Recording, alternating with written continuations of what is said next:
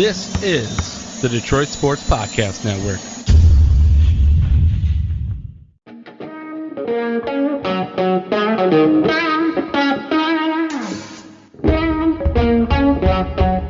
The biggest icon in podcasting.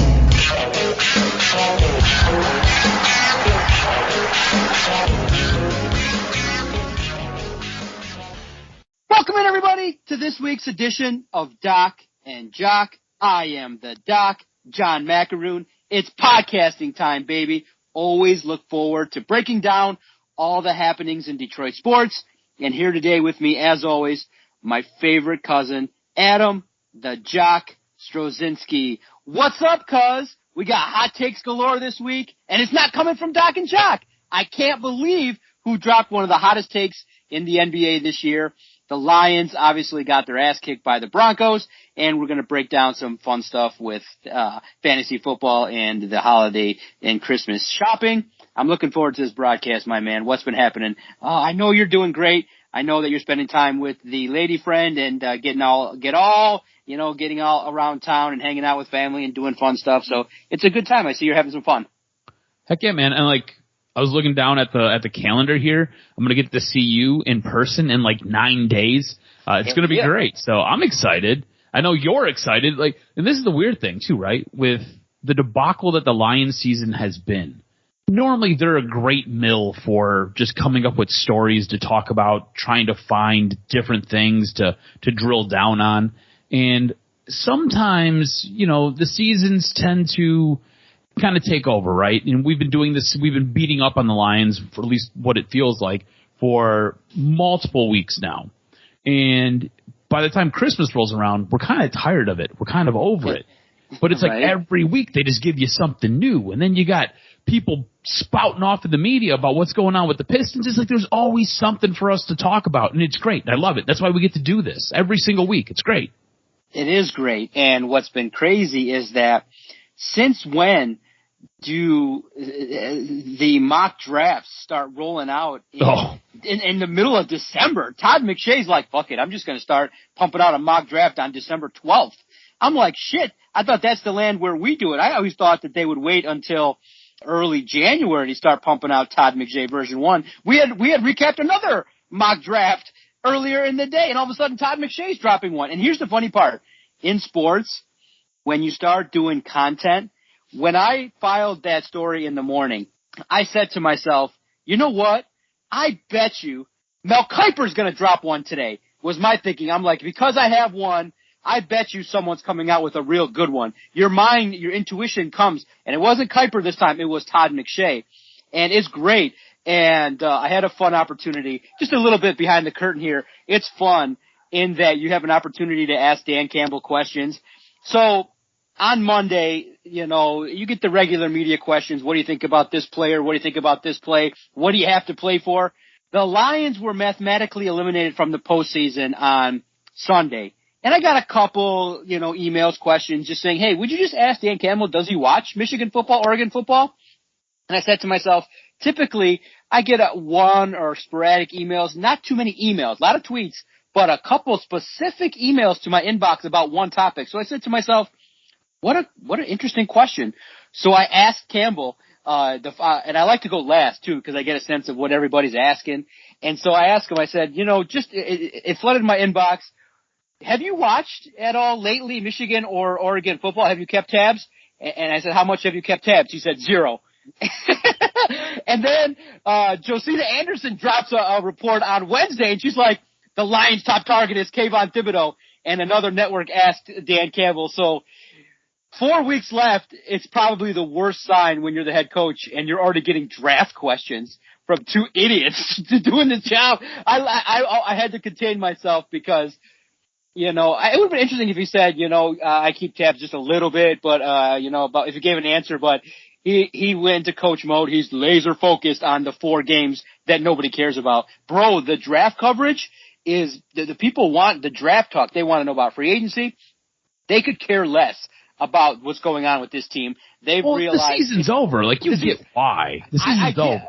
I know, but it feels like the earliest, people have stopped caring, because last year, remember, the coaches got fired and there was interest in Bevel and there was still interest. Now, bro, we're starting to talk draft late November. Mm-hmm. Are you serious? It's weird, right? It's very weird to start exploring free agency and mock drafts now. And we'll talk about the Lions and what they did out there in Denver and the mess that they created and what's been going on in COVID and the NFL. But I do want to look at what happened earlier this week with Dave Bing and the comments that he made, because in this Twitter sphere, in the way in which the comments were received, it opened up a beautiful debate that I think people are starting to have on Twitter, which is fair.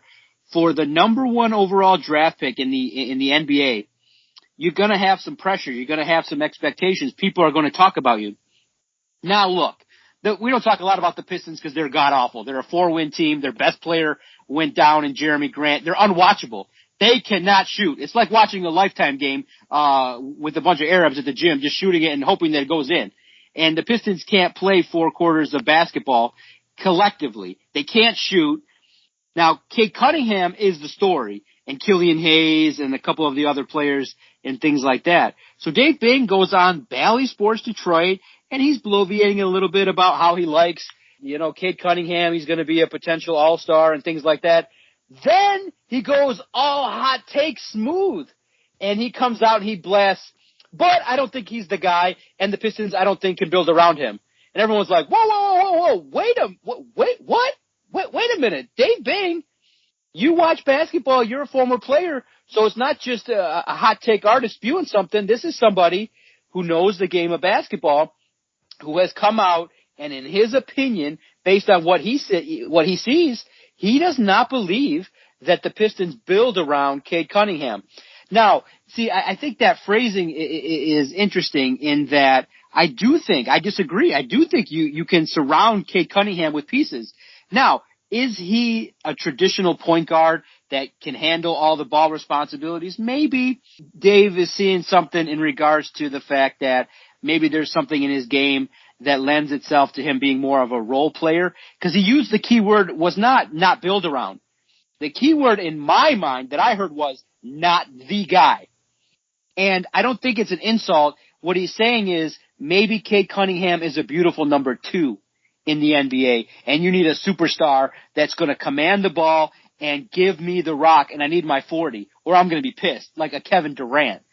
And that's, I think, what's lit the spark. I think a lot of people gravitated toward the words can't build around him. You can build around Cade Cunningham unless you're a moron and you're somebody that doesn't understand talent. You could put pieces around Cade Cunningham. He's got great awareness, he's starting to pick up on the 3-point shots. But I am sort of leaning in terms of agreeing with Dave Bing. Maybe Cade Cunningham is not the guy, the number 1 prototypical Durant type. What did you make of the comments, and were you floored that he goes on television and just drops one of the hottest takes in the NBA? I mean, I was surprised. It shocked me, especially the network that he was on. So he's on Bally Sports, which is basically it's the team's home. So you never get any type of coverage that basically goes against the team. Everything is buddy on Bally Sports. So for him to go out there and basically lay the hottest take was a little bit shocking. I also think he's a little bit wrong here. I think at this point we're kind of breaking it down. It's semantics, right? Like, I don't think that he thinks that Cade Cunningham is cut from the same cloth that a guy like LeBron James is, or a guy like Luka Doncic, or a guy. He's not Giannis. Right, exactly. He's not Giannis. He's not Trae Young. He's not one of those guys. And I guess to that point, I can kind of see what he's saying. But when you say this is a guy that you can't build around, I mean, I don't know if that was just a slip and you didn't necessarily mean that, but that's what you said. And when you said that, that's saying a whole lot, because this is a guy who missed the entire preseason.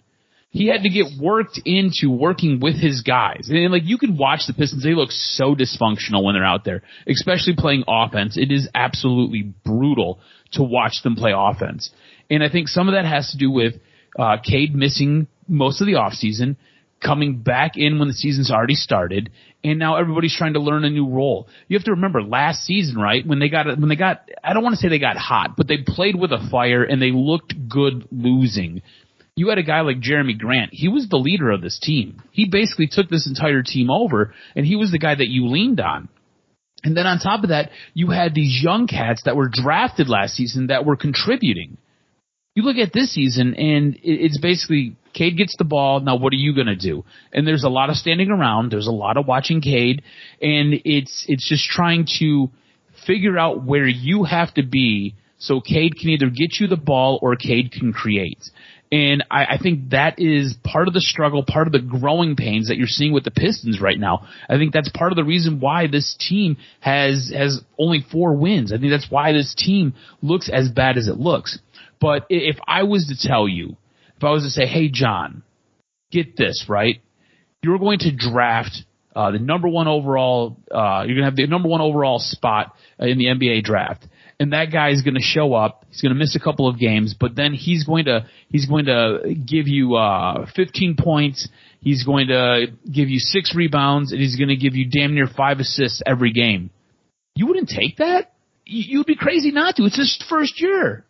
You would take that in a heartbeat. The guy's giving you damn near 16 points a game, and he's giving you more than 6 rebounds every single night, and he's moving the ball around. And it's not like he's turning it over at a hellacious clip. The problem with this team is there's just growing pains. It's a young team. And I think a lot of the guys who last year looked so good, you had guys like Sadiq Bey, you had guys like Isaiah Stewart who looked so damn good. They've taken a step back. And I don't know if that's just Cade Cunningham getting inserted into the mix and those guys, maybe their development getting stunted a little bit, or those guys maybe just not figuring out their place in the offense, and Cade figuring out his place in the offense. You look at a guy like Jeremy Grant. Jeremy Grant is the one piece that this team has, right? That when the trade deadline rolls around, they can possibly move. He's injured now. That's a bit of a problem. We can talk about that if you'd like to. But Jeremy Grant was the guy last year. Like, that was your MVP of this team, and he's still trying to acclimate and figure out where he's got to be. So to me, it's just growing pains. And I think what Dave Bing said, I think it was a little bit of a slip of the tongue. And I don't think, if you got Dave Bing alone and you talk to him about it, I don't think he really means what he said. I think more of what he's talking about is Cade Cunningham's not a superstar, you know? And if that's the case, I disagree with you, because here's the thing. When you say you can't build around him, what that means is you don't build a team to highlight the strengths of Cade Cunningham. You build around somebody else and you let Cade take a complimentary role. Mm-hmm. That's a big indictment, because the number 1 pick, you got to kind of shoulder some responsibility. So that's where the debate is that people are starting to critique Cade Cunningham a little too soon. Well, let me ask you this. Out of that draft last year, right? Who would you have rather have had besides Cade Cunningham? I think Cade Cunningham was the pick. I think that was the guy. I think that was who this organization needed. Yeah, absolutely. I don't begrudge Troy Weaver for making the pick. Mm-hmm. I just think that going forward, the interesting part will be, does Troy Weaver start to complement Cade Cunningham? The reason, and what you're seeing, you're absolutely right. The offense is broken. It's a weird offense, because Cade needs the ball in heavy doses. Killian needs the ball in heavy doses. And what happens is the offense stagnates to the point where it looks really inefficient. There's not a lot of good off the ball movement, not a lot of good shot selection, and the 3-point shot is crazy, because and it drives me crazy when I watch. I watch, a handful of games and a lot of the highlights. What happens is they end up jacking up 30, 40 3-pointers and make 9. And you're like, if you're noticing your team trend is not making the 3 that day, get it down to 20. Take a little bit more of a higher percentage shot. And unfortunately, Jeremy Grant was the guy that you could count on making shots. Yeah, there's nobody that you can count on to get a bucket if you need it. Now, Cade heats up, but you're not going to put all that on a rookie. Killian is a role player, so you got a bunch of role players that I don't think fit. And I think you're going to see moves. I think Troy Weaver looks at this and goes, oh, and it's crazy, but the injury to Kelly Olynyk is a lot more damaging than people think. Oh, yeah. I think that hurts big time. Yeah, now you got Jeremy Grant who's on the shelf, and that sucks too, because you could have potentially moved him for some parts if he comes back healthy. I think that's still going to be the case. So the part that's crazy is that you're already starting to have formulations of opinions regarding Cade Cunningham, and you're starting to see his three-point shot is developing. He's been over 50% the last couple of weeks. So he's started to shoot the ball a lot better, and he starts taking command. And I do think you can complement him with some players, but maybe if you look at it and you say, do you need an alpha? You know, most teams that are successful have somebody that, if you put the ball in their hands, can easily get you 35 points. And that may be where he's saying, and that's the kind of shit I want to see. That would make me buy tickets. I haven't paid for a ticket for the Pistons in damn near 3 years. And is Cade box office just yet? No. I do see him being a quality above average role player in the first couple years, but in 3-4 years, if Cade Cunningham averages 12 points and 12 points and 15 assists, I don't know if you're going to have a fan base that's going to be too happy. But the good thing is, with the Pistons, I think they've recognized, hey, this is going to be another bad year, another 9-10 win year, potentially, or a real bottom out year. You could have another opportunity at a top 3 pick. And with the selections you make, you package it together, you can go out there and get a superstar. So I don't see any sense of urgency in my mind. When you watch the Pistons, does that look like a team that's caring about winning? I think they try hard. I think the part that's concerning you and everybody else is a lot of the second-year guys don't look a hell of a lot better, and they look like they've regressed. So that part is concerning. But bottom line, I think everybody knows Dwayne Casey's not the guy that's going to take you to the promised land. Dwayne Casey's the coach that's going to build them the fundamentals, be the voice in their ear, kind of the fatherly figure. And then in a couple years, in 2 years, you got to broom them out and get a young voice. And I was thinking this the other day, you need for the Pistons their next Dan Campbell, the loud, abrasive, go get 'em energy type coach. Dwayne Casey, does Dwayne Casey get you fired up to watch Piston basketball? Hell no. And I feel bad because Dwayne Casey's kind of like the guy that gets all the grunt, and then when the success comes, he's going to be moved on. I hope maybe they keep him in the organization, maybe keep him in a nice role to thank him for brooming him out, but I don't see Dwayne Casey being the guy. I see the Pistons going through the motions and potentially in a couple years finding their next young, hot head coach that can come in and galvanize an organization. You're not going to have Dwayne Casey roll up with Cade Cunningham in big-time success, in my mind. Let me put it to you like this, right? So if you go back and you remember the 2021 draft, it was basically, do you want Cade Cunningham, do you want Evan Mobley, or do you want Jalen Suggs? All right? The only one who's really outperforming Cade Cunningham right now is Evan Mobley. Evan Mobley, yes. That's it. So everybody who wanted Jalen Suggs, not the right pick, right? Mentality-wise, you've seen it after the draft. Evan Mobley's a nice player. Evan Mobley's doing a lot of really good things over in Cleveland. I still think what this team needs from a maturity standpoint, from a mindset, from all of the intangibles that he brings, it's still Cade Cunningham. Yeah. Cade Cunningham is still your guy. And I think over the long haul, we're looking at basically a 20, 25 game set of these young rookies that are in the league right now. I think over the long haul, we'll look back at this next year. We'll look back at this in 3 years. I think Cade Cunningham is going to be the cream of that crop. And I think that was the right pick. And I think it's just one of those things, it's going to take time. You got to remember, he's not even 21 yet. Dude's not even allowed to drink yet. You realize that? That's how young he is. Exactly. It's a young roster. It's not pretty. Four-win basketball team that can't shoot. So it's growing pains, and that's where they are in the rebuild. I do think that Troy Weaver has to make one move to get a shooter in here over the next month and to try and break up the flow of what they got. And you got to see some more development from the second-year players. But it's been a bad start to the year.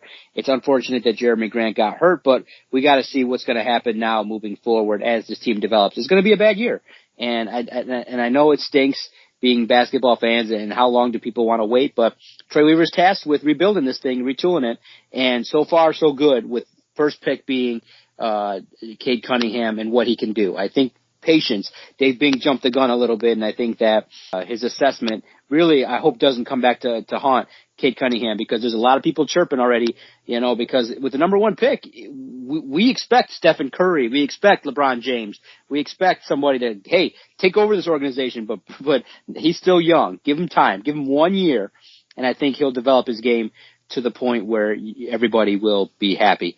So now, cuz, I'm reading here the sheet, and I'm reading here that you're disgruntled. You are still banging the drum against the play calling of Dan Campbell. For me, and I think a lot of people, which was crazy too, I'm surprised you're not at this point yet, I just said, I'm watching that game, and this is how I took it in, right? At this point in time, I'm fully into the draft. I'm like I said, I was surprised to be talking about it, but I'm looking all over. I'm seeing all the mock drafts from all the entities, including SI, ESPN, and I'm seeing everybody in terms of the wide receivers, in terms of the picks at 24, 25, the debate between Aiden and Kayvon. I'm all about it. What's going on day to day with the Lions is a complete mess. I'm just trying to avoid the germs. So far so good. I get tested every Wednesday, and so far so good. I've avoided all the germs that flew out of Allen Park, being that I go there a couple times a week. No flu, no COVID for me. I've avoided the stench that emanates out of Allen Park, and I'm thankful for that. And I watched the game, and I'm just like, okay, I'm just doing it, watching it, no emotions. And I'm like, oh, the Lions are on their side again, and they're going to go for it. You know what? Fuck it. Who gives a shit? At this point in time, who gives a flying fuck if Dan Campbell calls a 4th down play? It's a team that stinks. And last week was one of the most unusual weeks in that, of course, the Lions would lead the charge in the COVID outbreak. No other organization until the Lions, they were having periodic 1 or 2. And then the Lions lead the way and lead the charge with the flu and COVID. Not just COVID, the flu and COVID derailed the Lions last week. So you had 7 guys get called up from the practice squad. How much do you care? I'm like, fuck it. Dan's calling it, calling plays, whatever. What bummed me out was, darn it, you're down 17-10 and you tell your guys we got to score, and you're putting the ball in Godwin Igwebuike's hand and giving him some run. Maybe you could have just rode the hot hand and gave Craig Reynolds some love a little bit more. Godwin maybe the first possession coming out of the half, maybe doesn't get the ball and doesn't fumble it, and then forget it, then they get boat raced. And it was a momentum killer. It was a pure momentum killer, par for the course, that, somebody that we thought potentially could get some run, gets a chance, and he fumbles it. Almost fumbled it twice, but he got lucky and got it called back. But you're still banging the drum, getting all pissed off that Dan's calling it on his own end. Now, I understand your argument thoroughly. You're like, wait a minute, you're in the game. Why are you giving up the field position? Why are you confident that the offense can secure the first down? They did, though, in that play, right? Or was that one of the ones they didn't? I believe they did. No, so they were backed up 3rd and 22. They ended up completing a pass over 10 yards, which was great. They completed a 20-yard pass. So it set up for 4th and 2 at the 33, and you're within 2 scores at this point. It's 10-24, and it's early in the 3rd quarter. Wasn't that the rollout to Khalif that was successful? It was the incomplete short pass to what is it, like Zylstra? Oh, okay, got it. And Zylstra, the tight end. Yes, sorry, Zylstra. Yeah, so they went for it a couple times. See, I said, and so they actually did execute one, and one upset you. So what is it that's bothering you? Well, still with the play calling. For me, and this is going to, I guess, spark a larger discussion I'd like to have with you, just because I need to kind of understand the mindset. But for me, you're the head coach of this football team. Yes. Your job is to put this team in position to win games. Yes. That's the overall premise of your job. When you were hired as basically the chief in charge. You're the guy. Okay. Everything falls at your feet. Your job is to help put out a winner. Now you're going to obviously work with Brad Holmes, and he's going to help basically pick the groceries, and you're going to coach up the groceries, and you're going to put them in positions to get W's. And the thing that I'll say about this team, the thing that I will say about Dan Campbell, is Dan Campbell has this locker room. And that's something that I don't think we can say about a coach. We haven't been able to really say that about a coach since Jim Caldwell, because those players love Jim Caldwell. Yes. They like Dan Campbell. Yes. These guys are on a bad football team. They're on a losing football team. They get their teeth kicked in every single week, but they fight hard for Dan Campbell. They really do. They show out for this man. And this man continues to put them in bad spots. Now, 4th and 2 at your 33. Okay. I get it. You want to go for it because you think if you can convert here, you can then keep the downs going, keep the play going, move things, and possibly score. There's a certain point where you just have to use football IQ. 4th and 22, within 2 scores, this game is still very close. Within 2 scores, you can punt the ball, lean on your defense, which at times this season has showed up. At times this season has given you a great effort, and at times this season has put you in position to win other football games. Now I get it. COVID and the flu and everything going on in Allen Park leads to you being shorthanded and you don't have your full complement of players. And but still, the smart play is the punt here. Yet he goes for it. Next thing you know, 4 plays later, Denver scores a touchdown. It's 31-10, and basically the game was over after that. Okay, here's the thinking. And Dan has said that he's going game by game. Okay, you saw it.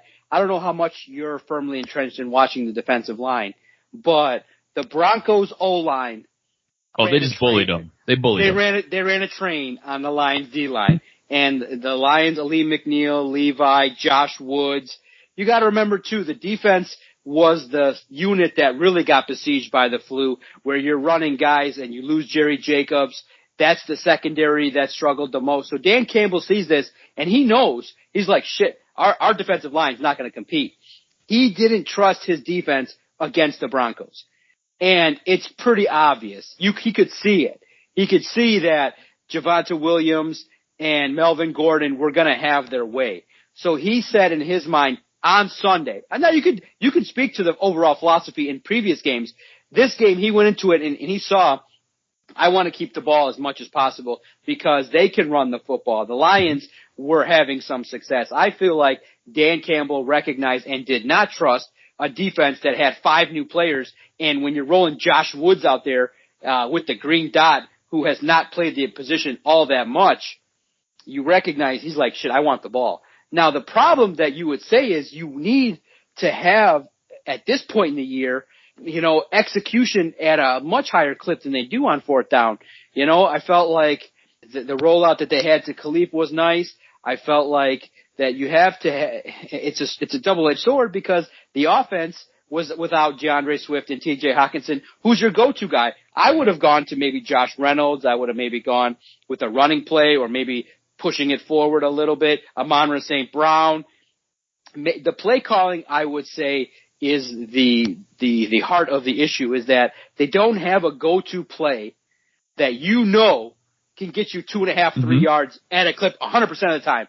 And you just see these prolific offenses. You see Aaron Rodgers. He can get you 3 yards by trip bunches. He can move it around a little bit, and there's always somebody right there in the middle of the field wide open that catches the football. And it's just, I don't begrudge Dan Campbell for doing it. I think the Lions were fucked either way. This was a game that they went in knowing they were going to get fucked in a certain kind of way. And what ended up happening was they kept it close, which was great. I think the momentum changer was the 17-10 fumble. Once you get down there and you give up that play, you see how he knew that was the moment you caught Dan Campbell emoting, was when Godwin fumbles. He's like, darn it, that was our chance. That was it. That was a wrap. And like you said, the part that stinks is Jared Goff now teases an offense a little bit with a nice rollout pass that was designed to Khalif Raymond for the touchdown. And then all of a sudden now this is a game where Denver's putting their hands up and knocking down footballs, which was frustrating at the highest levels. And then Goff again has a bad interception that you just can't have. And it just was a game where, for me, I was resigned to the fact that it was going to be a loss, but it was unfortunate because of the fact that, Denver played with a lot more emotion because of Demaryius Thomas. It's a home game. Vic Fangio was coaching for his future as well, being that they were close to a playoff berth or competing still. They're not out of it in the AFC. And bro, they're just better than the Lions. Williams, you saw it. They're better than the Lions, but I don't see a scenario where Dan Campbell cost the Lions that game. That was a situation where the talent on the field, when you're handing it to Godwin and he fumbles, and you're just outmanned. You're not good enough. And then your defensive line is a concern because they took a step backwards. And this is where the problem lies. Whereas what do you do when you need to count on Aleem McNeil and Levi and they're outmanned and they're getting pushed around? look, I agree with you 100%. This game, I'm not going to say the 4th and 2 call cost them this game. I think it was a mixture of players on the field. I'm going to say it was fumbles at the wrong time. It was Jared really, Goff is your quarterback. It really and truly, when you boil this game down, this particular game, when you boil it down, it boils down to the guys who were available and who played on Sunday. That's what this game's about. But I think with Dan Campbell's play calling, I think what we've seen, I think the thing that is at least really difficult for me to digest at this point in the season, we're going into week 15 here, and we basically have a plethora of game tape to get through and watch what Dan Campbell has basically offered up. I think the thing that is most frustrating for me is it's just so inconsistent. And the question I have for you is the inconsistencies and is the play calling an indictment on Dan Campbell and his experience, or is it his roster? He's just basically out there throwing crap at the wall because of the guys he has on the field, or is it him just trying anything because he knew this was a lost season going into it, so he's like, well, let's see what we have. I'm going to put these guys in really bad situations and see how they respond. Or is there something else that I'm missing here? Because I'm trying to understand, and I'm trying to wrap my brain around what I see every single Sunday. Mind you, me and you, we're sycophants. We are still watching this shit religiously. I tune in. I'll be honest with you. I absolutely loved that this was a 4:00 game this week. Me I got to get so much stuff done in the first half of my day, and I wasn't upset the rest of the day. 4:00 rolls around. I'm like, all right, I'm on the couch. I'm sitting. I'm watching, and I'm just digesting this entire game. And like I said, by the time the third quarter rolled around, game was over. I was upset. I don't know why I'm upset. I already know what's going to happen. And I'm yelling at the TV, yelling at my girlfriend, and she's like, what are you so worked up about? I was like, his play calling is absolute trash. She's like, what do you want him to do? And she was the one, it was her where this topic came from. She's like, look at who's on the field. What do you want him to do? It's been this way all season. So I need to understand, is what I'm seeing every single Sunday from Dan Campbell, is it his experience? Is it the roster? Is it just this season we weren't going to do anything anyways, and everybody knew it because the roster was so damn bad, and it's Dan Campbell's first go-round at being a full-time head coach, and you've got a first-year general manager, or is there just something that I'm totally missing here? Please help me, fill me in, because I'm a dude. I'm like, you can tell I'm worked up right now talking about it. Yeah, bro. It really, when you look at it, it's one of those things where every option that Dan Campbell can come up with is not going to be good enough to run 4 quarters effectively. Look at your quarterback. Jared Goff cannot run a offense like this for 4 quarters without DeAndre Swift, without TJ Hawkinson, without a number 1 receiver. They're trying to patchwork an offense in today's NFL that's antiquated. Bro, do you know how sophisticated offenses are? What was luscious was I got to take in the Monday Night Football game and see the Rams and see the Cardinals run offenses, and to see Kyler Murray and the speed in which he zings the football, to see Matthew Stafford launch one to Van Jefferson to open up the middle. The Lions are working on a situation where they can run one nice play into the end zone, and they did it. To run 15 of them with that talent, do you know when you watch the Lions intricately and you go back and watch the film, there's always something that they mess up in terms of route depth, in terms of where they need to be. And then when they're in the red zone, all of a sudden Big V causes Jared Goff to fall on his ass. So what ends up happening when you don't have enough talent is it makes Dan Campbell look way worse than he is. They don't want to run this kind of offense. They want to score. They want to you got to remember, 17-10, and you're driving. With DeAndre Swift, boom, you probably make it a 17-17 game. And the part that pisses you off is, and this is where I can fill you in, the strategy that Dan Campbell is employing is not to go out and destroy opponents. The strategy that Dan Campbell is employing is, let's hold on to the tightrope as long as we fucking can until it snaps, and then we fall off. And that's what lends itself to tight games and trying to be close and just hanging on. This is the part where when he looks at it and he goes, okay, what are we doing to try and make this game as close as possible? And that's the part that disappoints you and I is we're more pedal to the metal guys. Let's force it. Let's get out to a couple touchdown lead. Let's go and do something. Let's not just be so passive and let's hang on. Bro, the offense is dink and dunk. It's ball control. It's running game. It's slowing the game down. Bro, you saw Matthew Stafford. He took a ball and launched it 50 yards and had a possession for a minute.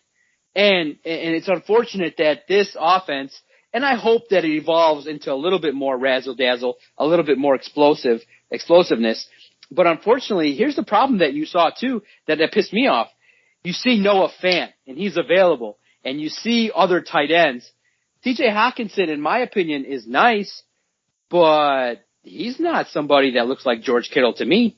He looks like somebody that catches the ball, can be reliable, but can he be reliable for 16 games? That's a player you got to pay attention to now moving forward. And DeAndre Swift is a player now that you got to worry about being available. So in my mind, in that game, you look to and say, hey, let's see if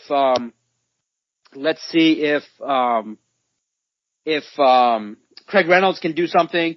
Let's see if there's an opportunity to see if anybody else shows up. But that's all you can get out of it, bro. They're just trying to hold on. They're not trying to excel. And that's the part that you and I look at and go, man, that's frustrating because they're going to get their tail kicked in by the Cardinals because once they get rolling, if they don't, have a hangover from a short week, they're going to kick the Lions' ass. And that's the problem is that you're shorthanded and you're just walking the thinnest tightrope and they just make too many mistakes at the worst possible time. And it's unfortunate. The other guys get paid too. And they're just better than the Lions. And this one was a game where maybe you could have lost by 10, 12, not the tail-kicking 38-10 that you got kicked in with. But once the train gets rolling, I mean, they get a pass for that one. That one they get a pass for because they had 7 guys called up from the practice squad. The mistake that they made was, unfortunately, and you got to blame them for it, they let COVID in the building. And once you let that insidious virus into your building, it spread like wildfire, and you got 9 guys on the COVID lists, and you're bringing up safeties and cornerbacks from waivers, and you're trying to piece this together. Everybody knows that they're playing out the string. The part that pissed me off, cuz before we start yucking it up a little bit and joking around, I don't want to hear we're playing for pride. I hate hearing, we want to ruin someone's day. They've been talking like that. That's like the same shit. It's like they're using the end of season code in regards to talking about the season. This has been a horrible year. It's a 1-win football team, and they're talking about pride and playing out the string and ruining someone's day. That's just not what we're looking for here in Detroit. And I'm curious to see how many people will attend the Arizona game now post-Thanksgiving. We'll see how much interest there is left. I know the big debates are, and I can't wait to talk to you about it with Aiden and Kayvon and what the Lions are going to do. But for the Lions, Dan Campbell earned that 6-year contract, and he knew. He knew this year was a wash. They're talking like it's a wash. They're not talking about they're using the playbook of, hey, we got to just go out there and develop and things like that. But I do believe they got at least 10 guys that they look at and say, okay, we can do something with. The sick part, bro, that's the part, to wrap it up on a sour note, though. You had somebody that people liked in Jerry Jacobs. You had somebody that maybe you could have developed, and he blows out his ACL from a friendly fire, nonetheless.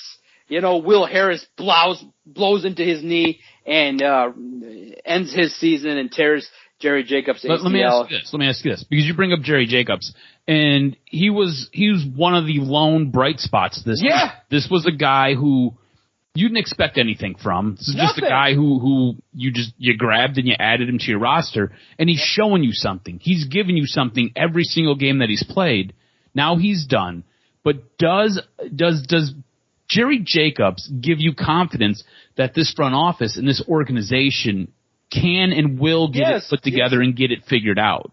Is he like the lone bright light? Is he the guy who you're like, you can point to, you're like, it's because of him that I've got confidence in this organization? Barnes, the thing that for me, all I'm focused hyper on is who's the next quarterback. Because if you get a dud, then all these moves will mean nothing. It's true. So I am fascinated by who's going to be next. Is it going to be a Malik Willis type, a Matt Corral, Kenny Pickett? I'm curious to see inside the mind of Brad Holmes. A Bryce Young? A Bryce Young. Who could come in here and take over this position? Because Jared Goff is not it. And cause today, on Wednesday, I stood next to Khalif Raymond. And he's as tall as me, but a lot fitter. So that is of the highest concern to me. I'm standing right across from him, and I can look him eye to eye. I'm like, bro, what the hell? That is not an NFL wide receiver. And unfortunately, Jerry Jacobs is your height. And I get it. I favor a little bit taller, faster cornerbacks, but give Jerry Jacobs credit. He's not gifted with height and things like that, awareness, speed, and things like that. But, bro, you're talking about 6'3" receivers. And remember, too, he gave up a big 42-yarder as well the game prior, to Jefferson. So, basically what Lions fans get their jollies off on is when someone plays good compared to the Lions. Jerry Jacobs compared to the likes of Jalen Ramsey is no comparison. It's like 20 miles apart. But Jerry Jacobs on the Lions compared to Amani Oruwariye and the other guys, he could fit the room.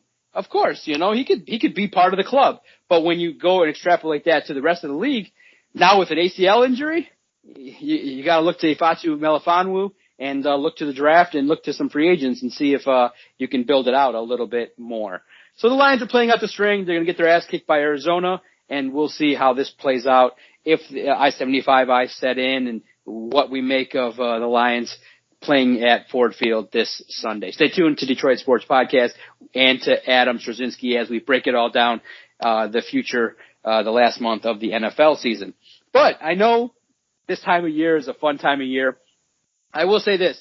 My fantasy football team, I feel like the Ray Rhodes of coaches. I scratched and clawed and gave everything I had to finish 7-7. And I was gripping that last game just at the outside chance I could make the playoffs at 7-7. But bro, our league is competitive. 8 wins mostly, unless you were in a crappy division that 7-7 won it. Our league is competitive, and I like it. It forces you to up your game. And I finished 7-7 because I was besieged by injuries, but I had to scratch and claw the last couple of weeks. And if my team was healthy, I was building momentum with the guys that I had. So it hurts, it stings to be 7-7, but it makes me hungrier for next year. I'm proud of myself, bro. I had really out of 14 games, I had based on the injuries, a 5-win roster, and I scratched and clawed to get that 7 wins. And it's fun. I'm excited to see the playoffs and the way it shakes out and things like that. But this year was one of the more fun years because of how hard it was battling all the injuries. Every running back I had ended up on IR. Each and every one of them. Madison, Clyde Edwards-Helaire, one of the best running backs in all of the NFL, McCaffrey, all of them.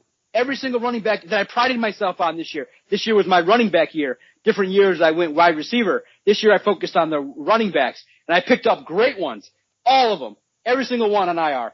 And I couldn't believe it.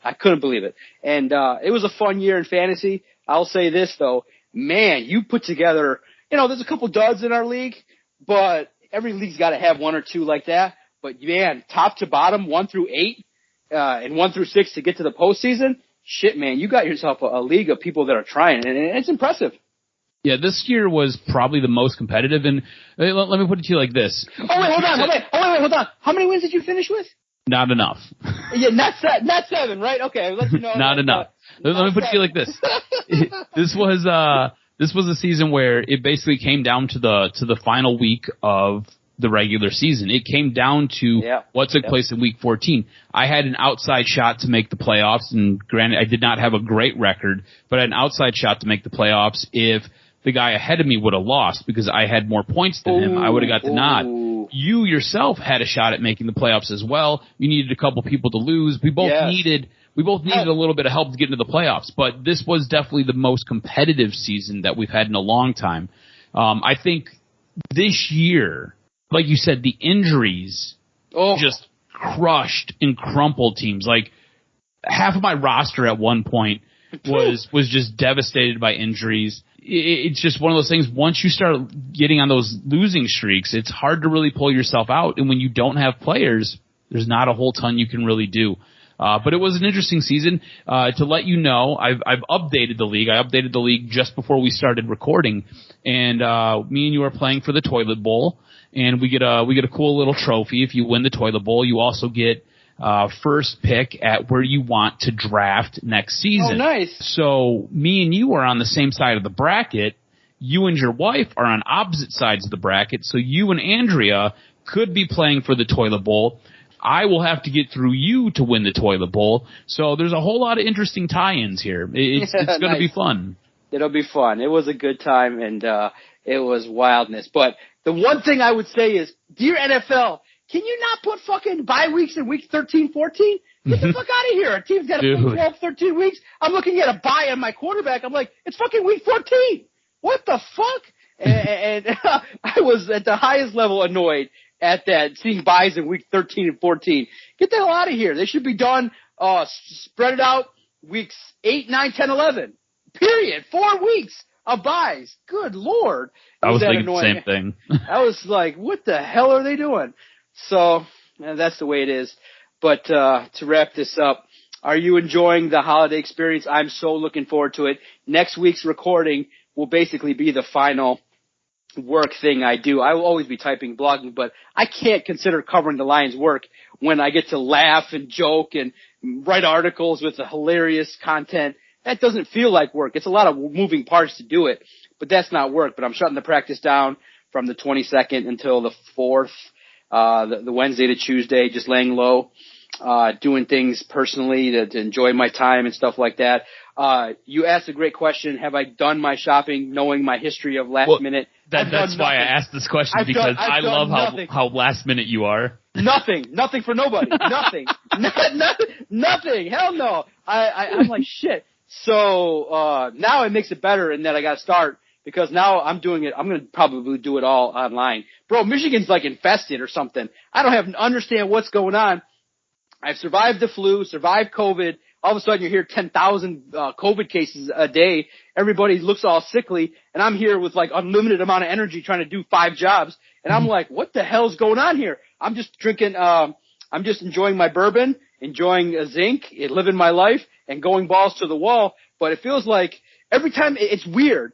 The way in which the world has kind of shaken out the last couple years really feels like when I'm in public, I feel like I've become a germaphobe. I never was a germaphobe. I didn't care. I would touch this, touch that, put my hands on the cart and then pick my nose. I didn't care. Now, I ain't touching shit. Like, I'm looking at, like, going to the cart and I'm like, you just think, like, what idiot, like, wiped their ass and put their hand on it, probably got COVID. Now they got Omicron. So I'm like, I feel like I've become more judgmental and more, like, anti-people in regards to the last year, because it feels like everybody's sick and everybody's like got something that could get me ill. And so I have not done any shopping. I'm going to Amazon it up. At the rate at which my wife is buying Amazon, we're going to get definitely a bonus from them being like, thank you for your 365 consecutive days of Amazon purchases. And I'm like, God, you should own stock in them at this point. Like, Andrea, can we like, and the sick part is I get all the emails. So it's like, your order has been, your Amazon order has been made. Your Amazon order has been purchased. I get 5 of those a day.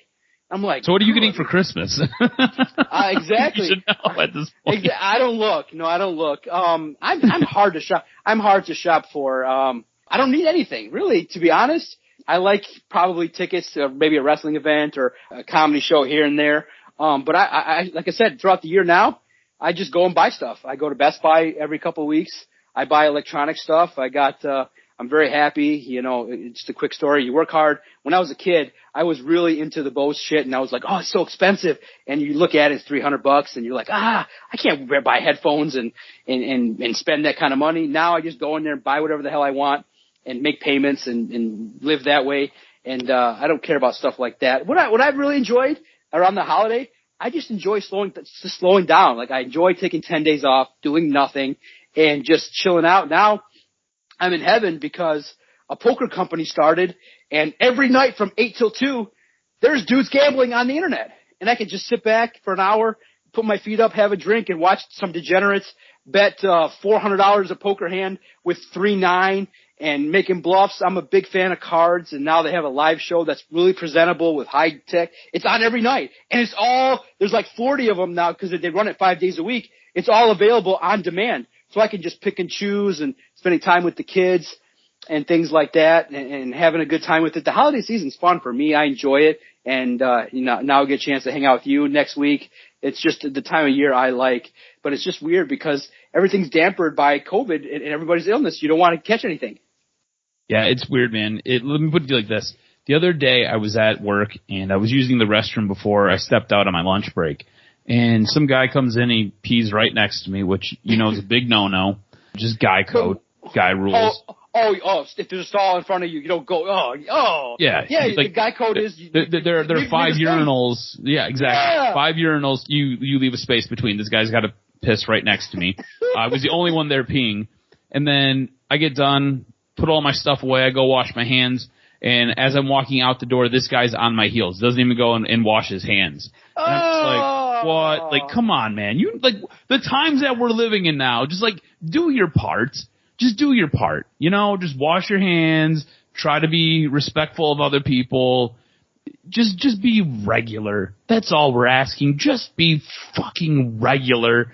And this guy, I'm going to piss in your space, and I'm going to not wash my hands and be like a backpack when you're walking out the door. I was like, what is going on here? Absolutely crazy. Banana boats, man. Just nuts. So I think it's great that you get to shut the practice down for a couple of days. You get to spend time with the kids. You are constantly on the grind, working multiple jobs. You don't get to see those 2 beautiful little girls of yours. You don't get to spend enough time with your wife. And I think you basically taking some time away from one job to, I know you'll still be working on Lion stuff. I already know how you are. Yes. But you basically pull some of your attention away from other things and spend it with the family. I think that's great, and I think that's awesome that you do that a couple times a year. And that's fantastic for you. And plus, I think you need a little bit of a recharge because you've been grinding hard, man. Absolutely. So you look at it, and there's opportunities to relax and have a good time and really joke on Twitter. I mean, I think this year with sports and how the way things are, you just take it to the joking level, have a good time, laugh, be sarcastic. That's what makes it fun. The sports world, if you really think about it, the blessing is from the time I started the podcast, the word that's in there is entertainment. We're just here to have a good time, laugh. You can't take this seriously. You can't, be the kind of person that's just all about the seriousness of the professional sporting scene. It's tough, man. You got it where you got 4 teams rebuilding, not a lot of prideful things going on. You got to hang your head on the college stuff where the positivity lies with Michigan, Michigan State, Eastern, Western, Central.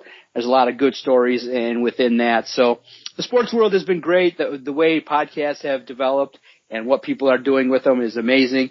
So yeah, the holiday time is great, and I'm looking forward to it. And then along the way too, there'll be opportunities to do fun stuff and relax a little bit and get out there. And the weather's been decent, not too bad. I mean, couple of days of snow, but the windstorm was a little bit crazy. But just trying to enjoy time a little bit and slow things down just for a couple of weeks because, yeah, once January 4th hits, it's the bowl season, it's the Senior Bowl, it's the draft. It really is nonstop. And I think it's fun, too, because this year was a wash, and it felt like a bye year. It really did. It didn't feel like you were doing anything serious with the Lions. Next year it's serious because Brad Holmes is going to tear this shit apart. He's going to get 30 new players, and it's going to be great to see what this looks like because year 2 is the year you dive in and you say, okay, take your guys and show me what you got. And it starts the clock for Dan Campbell, which is going to be great for everything going on with the podcast. Make sure you follow Adam on Twitter at AdamRSTROZ. Follow the network at Detroit Podcast. Make sure if you like or don't like anything we've said, hit us up. Let us know. If we have a take and we say something you don't like, let us know. We'll reply. We'll engage. We'll even ferociously defend our questions and our takes and things like that. It's a good time to be part of the Detroit Sports Podcast Network and the Detroit sports scene. Really one of the best communities out there. No, hands down, Detroit fans have been through a lot. And you guys stick with it. You support everything, which is amazing on all fronts. Anywhere you listen to your favorite podcast, type in Detroit Sports Podcast. Just hit that subscribe button. And then you can listen to our daily content where we bring you content about Michigan, Michigan State, the Lions, Tigers, Wings, Pistons, all the fun stuff that's going on. And to those of you that have reached out and said, hey, thank you, and, telling us where you listen to us from and the things that you enjoy, it means a lot. So, Rachel, if you listen to this, it means a lot. You're back in the States. Welcome back. I know that you were one of the great fans overseas that listened. You're back in the States. I'm excited to broadcast every week because I know you listen and you engage, and it means a lot to us.